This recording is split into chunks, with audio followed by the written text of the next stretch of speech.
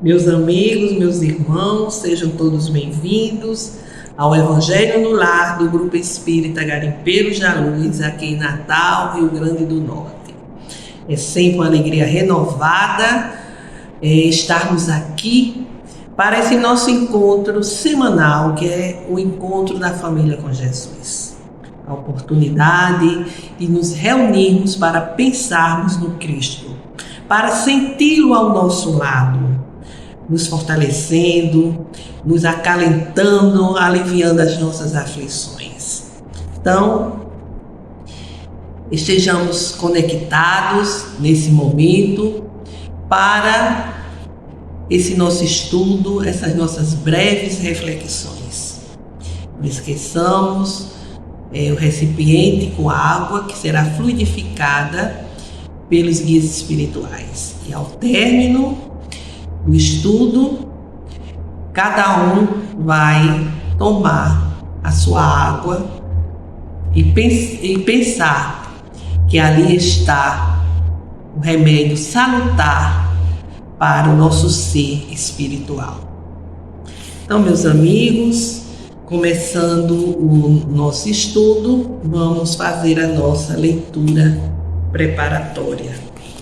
O livro Vinha de Luz, Espírito Emmanuel, pela psicografia de Chico Xavier. Hoje é a mensagem 175, a verdade. Eu sou o caminho e a verdade, Jesus. João, capítulo 14, versículo 6. Por enquanto ninguém se atreverá, em boa lógica, a exibir na terra a verdade pura ante a visão das forças coletivas.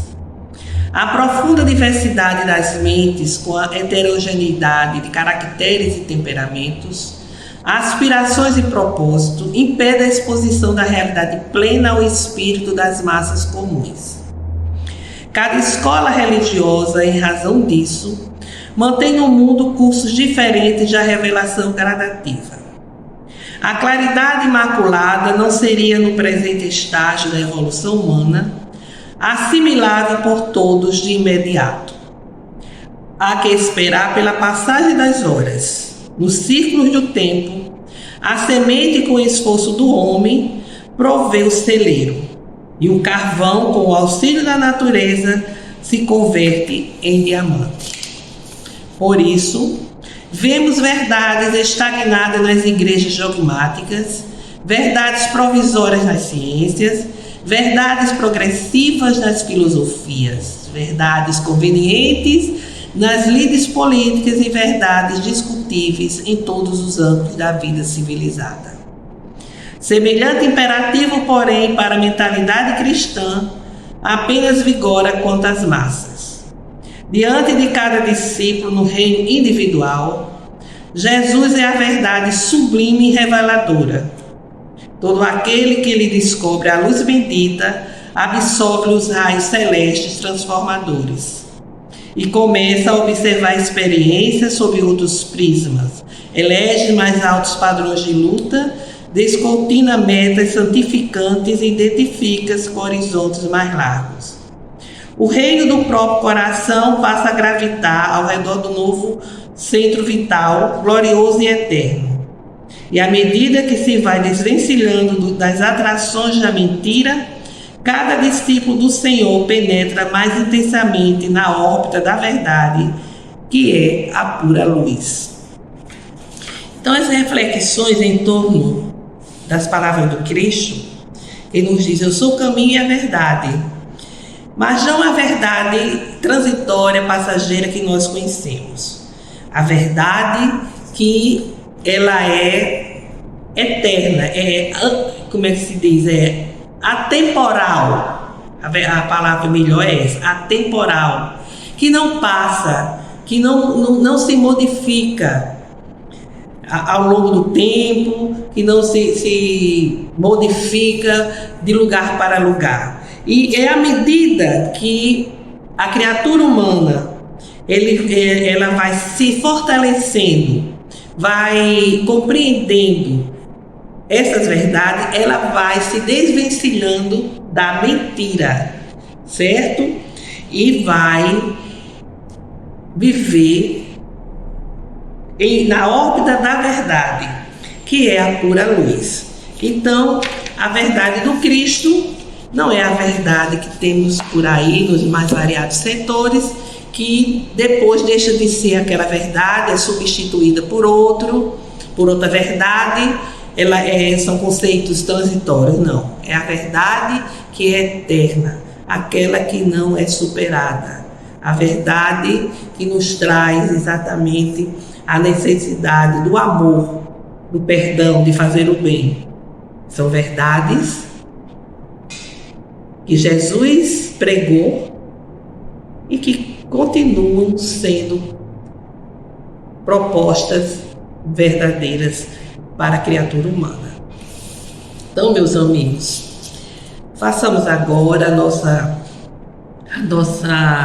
prece inicial, elevando nossos corações, a nossa mente ao alto, conectando com os benfeitores da vida maior, para que venham estar conosco.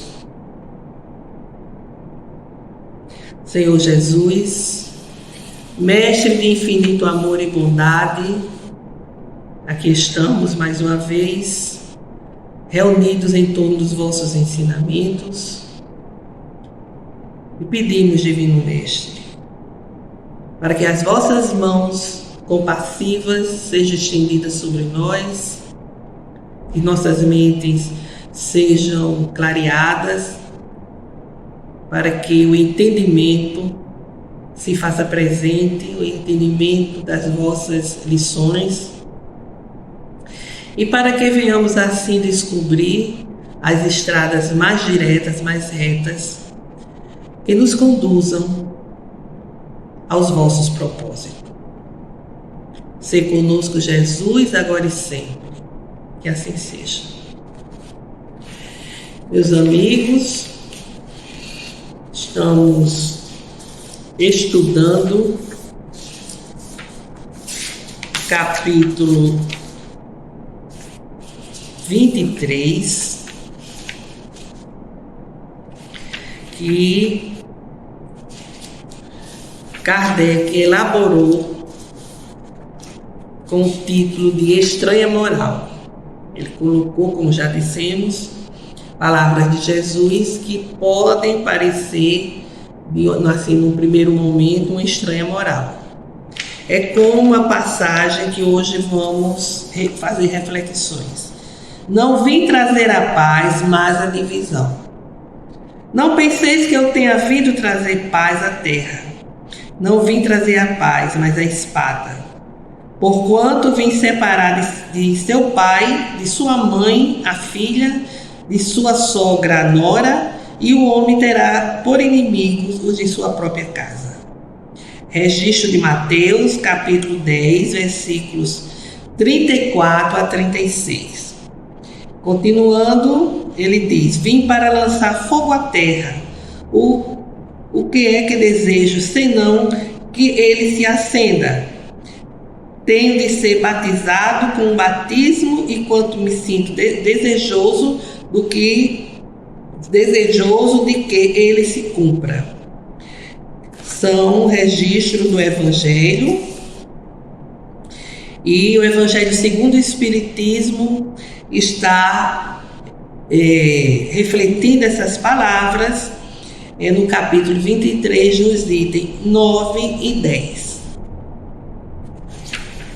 Então, meus amigos, pode realmente parecer muito estranho que Jesus tenha dito essas palavras, né? Que não veio trazer a paz, mas a divisão.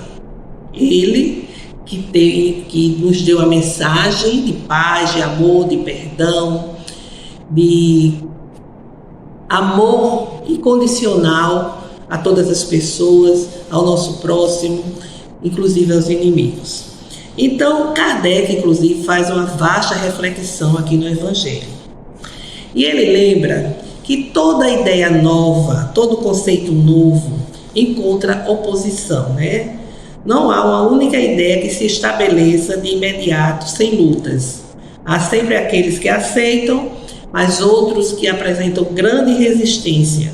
E a resistência será maior quanto mais importância tiver os resultados previstos. Aí a resistência será maior porque vai ferir muitos interesses. Então Jesus trouxe uma nova doutrina centrada no ser imortal, procedente do mundo espiritual e a ele voltando.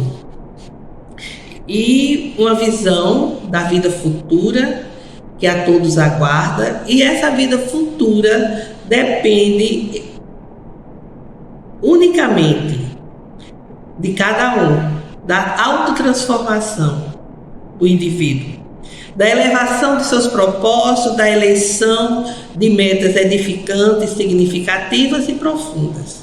Então, essa é a proposta da doutrina do Cristo. A sua base é o amor, e essa doutrina está centrada nesse ser imortal, em evolução, em progresso, e que constrói o seu próprio futuro, a sua vida futura. Então, a sua doutrina abalava as bases, daquela época, os abusos nos quais viviam fariseus, os escribas fariseus e até os sacerdotes daquele tempo. Era uma época em que o paganismo ele estava em declínio e se debatia contra a razão, vamos assim dizer. Era praticado muito mais quanto à forma, mas a crença estava abalada, estava desaparecendo. Só o interesse individual, pessoal, ainda sustentava o paganismo. Jesus recebeu a sua missão providencial num tempo próprio, mas os homens eles não estavam devidamente preparados, tanto quanto era preciso, não estavam à altura dos seus ensinamentos, aquelas ideias cristãs elevadas, transformadoras e libertadoras. Mas havia uma aptidão mais geral para aceitá-las, porque as pessoas estavam sentindo um vazio muito grande, que aquelas crenças vulgares não conseguiam preencher. Então foi nesse contexto que Jesus chegou para estabelecer a sua doutrina. Infelizmente, os adeptos da nova doutrina, os adeptos dos ensinamentos do Cristo, eles não se entenderam sobre a interpretação das palavras de Jesus. E ocorreu assim a queda da fé e a consequente mundanização da doutrina, com a ritualística e os cerimoniais herdados do politeísmo romano. Então lembremos que foram introduzidas muitas práticas que vinham da crença romana, velas, rituais, cerimônias, imagens, e tudo isso foi distorcendo, alterando a proposta de Jesus. Então foram anos de perseguições, impiedosos conflitos, até que no ano 303 já era cristã, foi reconhecido o direito de ser cristão. E no ano 380, o imperador Teodoro, ele tornou o cristianismo a religião oficial de Roma. Mas foram muitos anos de perseguições, de execuções. Era proibido se dizer cristão, e muito mais proibido praticar os ensinamentos de Jesus. Se praticava, se estudava, se orava às escondidas, Então, o cristianismo primitivo foi sofrendo essas intervenções. E desde o início foram surgindo muitas seitas, numerosas seitas que pretendiam ter a verdade exclusiva sobre a interpretação dos ensinamentos do Cristo. Eram grupos, igrejas, né? Grupos cristãos que foram sendo criados, que foram sendo estruturados para divulgar a mensagem de Jesus, a doutrina de Jesus, só que começaram a ter esses entendimentos. Porque cada grupo se achava no direito de dizer: não, a interpretação dos ensinamentos não é essa. A interpretação correta é a nossa. E isso fez com que muitos conflitos armados surgissem. Aí trocavam acusações, uns se arrojavam sobre os outros grupos, aqueles mais fortes esmagavam os mais fracos. E tudo isso muitas vezes era abafado no sangue, nas torturas, no fogo das fogueiras. E os cristãos, vencedores do paganismo, que eram exatamente os cristãos que foram perseguidos, passaram de perseguidos a perseguidores dos próprios grupos que detinham também a crença nos ensinamentos de Jesus. E a gente sabe das guerras santas, que foram terríveis, que foram sangrentas, porque havia todo esse debate com relação à interpretação dos ensinamentos de Jesus. E a gente sabe que até hoje isso acontece. Há muitos grupos cristãos que interpretam de uma forma própria os ensinamentos do Cristo e não aceitam a interpretação dos outros. Inclusive, afirmam que só estarão salvos aqueles que estiver ali com eles, em seu movimento, em sua igreja, defendendo aquelas interpretações. Só pode ser cristã, ter um exercício cristão, mas não ser considerado alguém para alcançar a salvação. Eu lembro aqui de uma pessoa, de um familiar que era muito católico, praticante, uma pessoa boníssima, uma pessoa de muita fé, e fez um segundo casamento, ficou viúvo, fez o segundo casamento, e simplesmente a mulher se tornou evangélica, e ele ficou muito doente, e no leito de morte chegaram para ele e disseram: você aceita Jesus? Ou seja, aceitar Jesus significava aceitar aquele segmento, abandonar o segmento, vamos assim dizer, católico. Ele passou a vida toda, aceita Jesus, e ele, moribundo, balançou a cabeça. Então ele está como se aceitasse. Claro, ele passou a vida toda aceitando Jesus, fazendo todo um esforço para vivenciar os ensinamentos do Cristo, e naquele momento ele não poderia ter outro gesto senão balançar Jesus, como dizer: eu sempre aceitei. Então, por isso ele estava salvo, porque se não fosse assim, toda a sua vida cristã, de amor, de caridade, a pessoa era altamente caridosa, não teria valido nada. E isso, nos dias atuais, isso foi recente. E é um absurdo se querer deter a verdade. A verdade é exclusiva desse ou daquele grupo. Isso, muitas vezes, é a pessoa que assim clama, é uma pessoa que tem uma prática totalmente contrária à lei de amor, justiça e de caridade do Cristo. Então, os conflitos sangrentos aconteceram, e em nome de Deus, em nome de Jesus, né? E totalmente longe das ideias cristãs, dos divinos preceitos estabelecidos por Jesus, que estabeleceu como pedra angular do seu edifício, a condição expressa em sua é uma expressão de salvação, expressa na caridade, na fraternidade e no amor ao próximo. Então, esqueceram disso tudo e foram guerrear.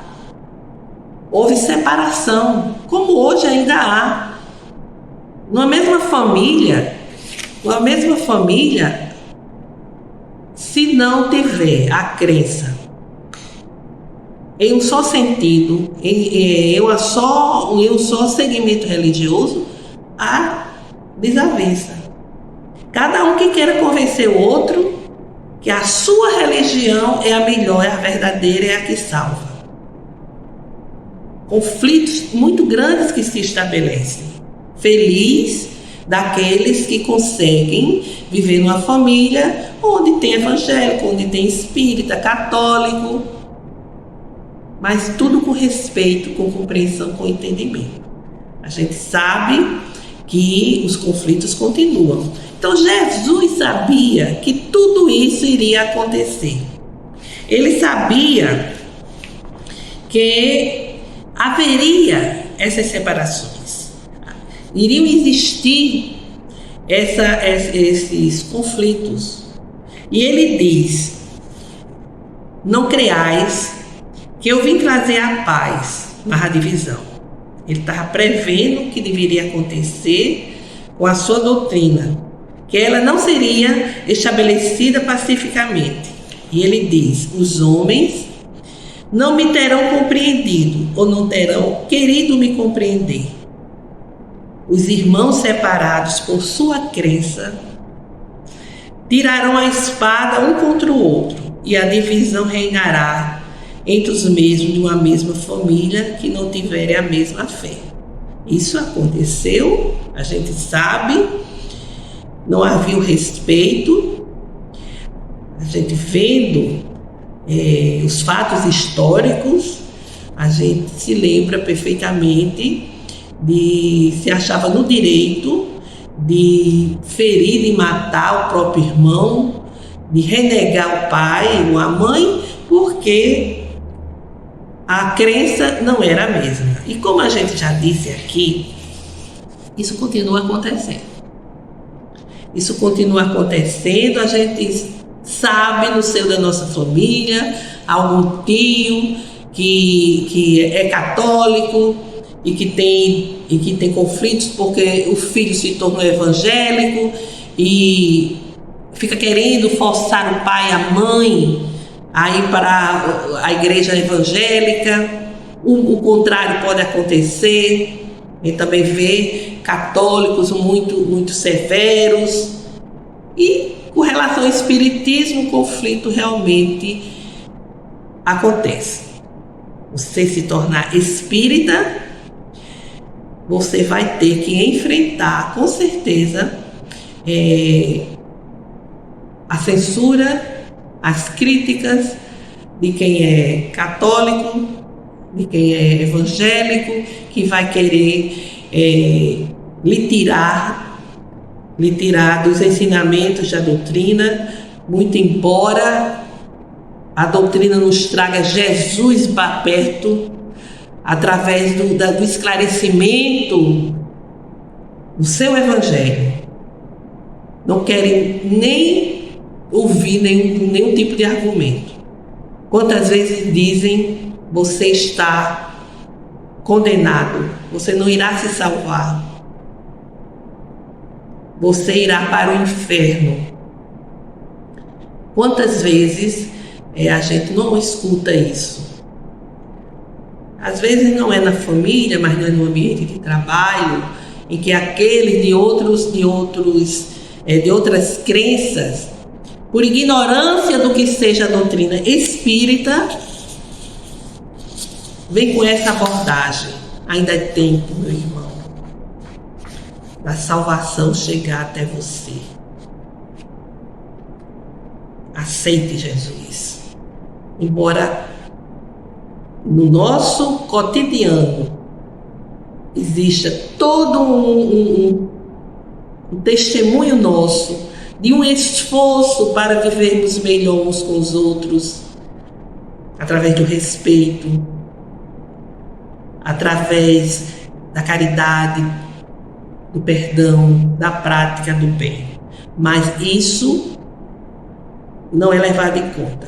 É necessário que vá para aquela fileira e rompa com a sua crença anterior. Começa que aí é um desrespeito. A pessoa ainda não aprendeu com Jesus o ensinamento dele. Fazer ao outro o que desejamos que nos seja feito. Seria tão simples se nos lembrássemos desse ensinamento. Opa, vou respeitar. Posso não aceitar, não concordar, mas vou respeitar. Porque eu quero ser respeitado quanto à prática da crença que eu escolhi, da crença que eu vivencio. Nos falta, portanto, uma reflexão em cima da essência dos ensinamentos de Jesus. Mas não esqueçamos que Jesus, ele sabia que haveria essas divisões, esses conflitos, porque o homem ainda não estava devidamente preparado como deveria, e ele disse que enviaria a seu tempo o Consolador para esclarecer as coisas, tudo aquilo que estava alterado, relembrar seus ensinamentos e trazer outros ensinamentos. Ele disse que enviaria o Consolador, o Espírito de verdade, para reconhecer, restaurar o verdadeiro sentido de suas palavras. Palavras de amor, de justiça e de caridade. E assim nos chega a doutrina espírita para nos trazer essa consolação, para nos trazer o entendimento verdadeiro da mensagem do Senhor Jesus. Então, meus irmãos, aproveitemos a semana para ler o comentário que Kardec faz no Evangelho segundo o Espiritismo sobre essas palavras de Jesus. São reflexões muito ricas. E assim sendo, vamos fazer as nossas rogativas, apresentar nossas vibrações, pensando na esperança, o amor, na paz, na saúde e na fé. Senhor Deus, nosso Pai Criador, aqui rogamos, Senhor, pela paz do mundo, pelo entendimento entre as nações. Aqui pedimos, rogamos, para que os governantes, nos vários níveis de governança, busquem a justiça social. Pelo fortalecimento do movimento espírita. Por todas as famílias, para que o Evangelho do Cristo chegue aos lares, harmonizando os corações. Pela conciliação, pelo entendimento junto daquelas pessoas que não sintonizam conosco. Pela recuperação, pela cura de familiares, parentes, amigos que estejam enfermos. Rogamos por todos aqueles que estão a sofrer nos dois níveis da vida, para que a consolação chegue aos seus corações. Enfim, rogamos por cada um de nós, pelos nossos familiares, para que os nossos corações aflitos sejam amenizados com a vossa graça. Façamos agora breve silêncio para que cada um possa fazer suas rogativas específicas.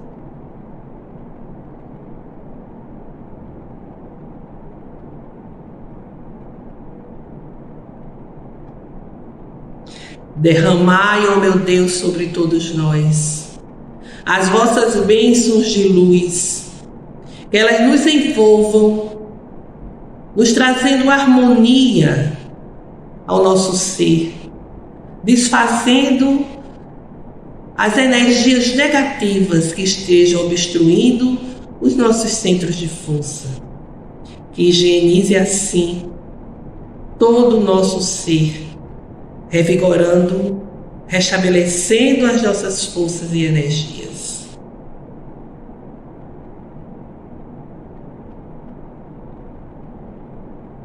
Nosso Pai que estás em toda parte, glorificado e santificado seja o vosso nome no louvor de todas as criaturas.